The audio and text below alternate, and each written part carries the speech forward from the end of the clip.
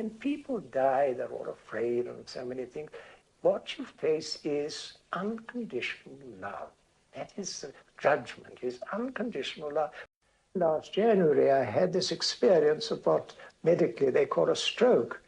And it was a death of the mind, you see. Suddenly a terrific force hit me, and the mind went like that. Everything went. And I was laid out for about a week. People thought I was going to die, and I thought I was going to die, which was very important, you see. And then I slowly began to come back, and as I was coming back, I had the premonition that I was going to die, and I prepared to die.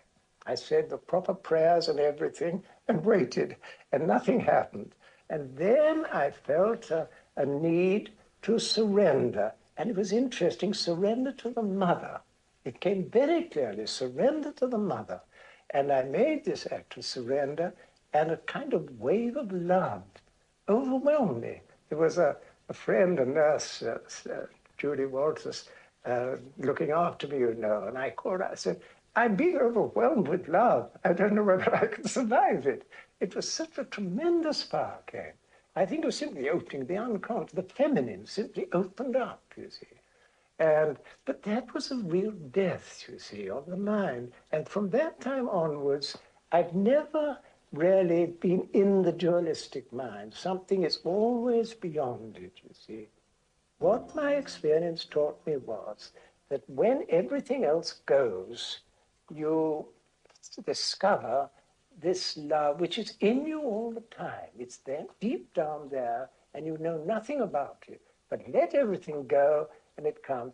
And I got a tremendous insight into Jesus on the cross through this. It was very interesting. And the words, my God, why have you forsaken me, you see. That was the climax for him. And I think at that moment he'd lost everything. His disciples had fled, the Jews were all against him, his people had rejected him. And now he had to let go of his God. You see, my God, why have you forsaken me? And the moment he let go of God and faced death, darkness, nothingness, he was taken into total love, you see. That is the experience of death. Behind all death is this tremendous power of love. And everybody's got it in them if they could only find it. But the mind is controlling you all the time and won't let it through, you see. But sometimes you have to be hit on the head, you see, to awaken you to it.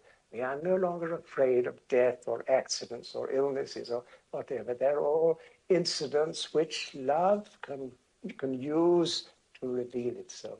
And I think, you know, when people die, they're all afraid and so many things.